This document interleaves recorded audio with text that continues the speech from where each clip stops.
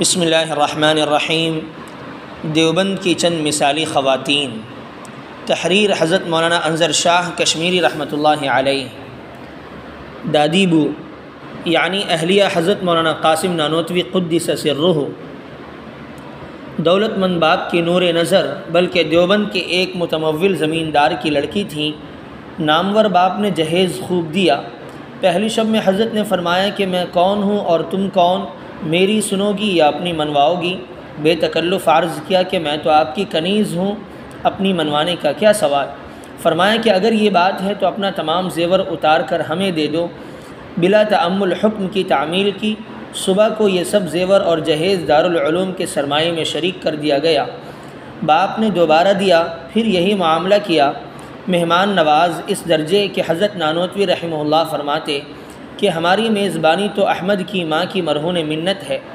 احمد مولانا قاسم نانوتوی کے صاحبزادے کا نام، جو دارالعلوم کے محتمم اور دولت آصفیہ حیدرآباد میں عدالت میں مفتی اعظم کے عہدے پر فائز تھے۔ عام و خاص کی زبان پر مرحومہ دادی بو کے نام سے معروف اور مشہور تھیں۔ ایک غیر مسلم لڑکی کی پرورش کی جس کا نام پیرو تھا۔ اس کی ناز برداری میں اس درجہ بڑھی کہ وہ روبرو مقابلہ کرتی۔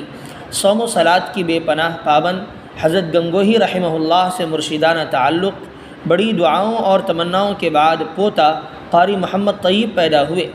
جب چلنے لگے تو ایک دن تیل کا بھرا ہوا کنستر گرا دیا۔ دادی بو نے اس شوخی پر مٹھائی تقسیم کی۔ اب قیامت تک کے لیے خوابگاہ اپنے عظیم شوہر کے ساتھ حاصل کی، جس میں خواب راحت کے مزے لیتی ہیں۔ اما عائشہ یعنی صاحبزادی حضرت نانوتوی رحمہ اللہ۔ دیوبند کی ایک شخصیت مولوی نور الحسن صاحب سے شادی ہوئی۔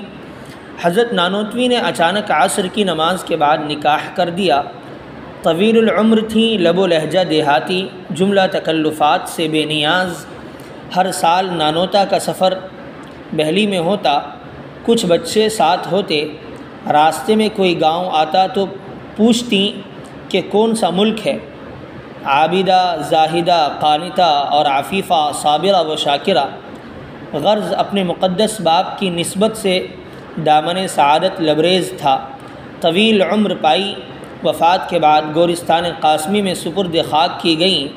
10-12 سال کے بعد قریب میں ایک قبر تیار کی جا رہی تھی کہ اچانک مرحومہ کی قبر کھل گئی۔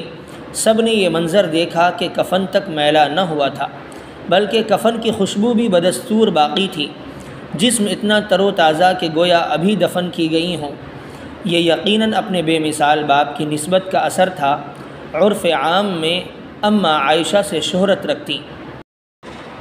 حضرت شیخ الہند مولانا محمود حسن صاحب دیوبندی کی اہلیہ کا تذکرہ۔ جب حضرت موصوف بنیت جہاد لیکن بعنوان ہجرت دیوبند سے رخصت ہونے لگے تو ایک ہجوم دروازے پر تھا۔ اندرون خانہ اہلیہ صاحب فراش اور بچیاں مصروف گریہ و بکا۔ بڑی مشکل سے اندر تشریف لائے تو صاحبزادیوں نے قدم تھام لیے کہ بابا ہمیں چھوڑ کر کہاں جاتے ہو؟ اہلیہ نے دامن پکڑ لیا کہ میں نے تو زندگی اس آرزو میں گزاری کہ آپ کے ہاتھوں کفن دفن ہو اور آپ نماز جنازہ پڑھائیں۔ گھر چیخ و پکار سے پھٹا جا رہا تھا اور صاحب فراش اہلیہ کے یہ دل گداز جملے دلوں کو شق کر رہے تھے۔ خود حضرت رحمہ اللہ کی آنکھوں میں آنسو چھلک آئے، لیکن ضبط سے کام لیا اور یہ کہتے ہوئے مہاجر رخصت ہوا کہ جس حال میں چھوڑ رہے ہیں اسی حال میں آ کر پالیں گے انشاءاللہ۔ فراق شوہر میں دیوانہ ہو گئیں، نمازیں پڑھتیں اور فرماتیں کہ باقر خانی والا مولوی، میرا بسکٹ والا مولوی، اور تڑپ تڑپ کر دعائیں کرتیں۔ سوچئے کہ اسیر مالٹا کی پھانسی کی خبریں مسلسل مل رہی تھیں، مگر اس صابرہ کا صبر نہ ٹوٹا۔ بستر سے اٹھ گئیں اور چلنے پھرنے لگیں، لیکن جب حضرت رہا ہو کر تشریف لائے تو مکان کے اسی گوشے میں، اسی چارپائی پر، اسی نقاہت اور کمزوری میں مبتلا جس میں گرامی قدر شوہر نے چھوڑا تھا، پایا۔ یاد کیجئے، جس حال میں چھوڑ رہے ہیں اسی حال میں پائیں گے۔ سچ ہے کہ گفتہ او گفتہ اللہ بود۔ صاحبزادہ کوئی نہیں تھا، صرف صاحبزادیاں تھیں۔ اب تو سب اپنے محترم باپ اور شفیق ماں کے آغوش میں آشیانہ گیر ہیں، رحمہم اللہ اجمعین۔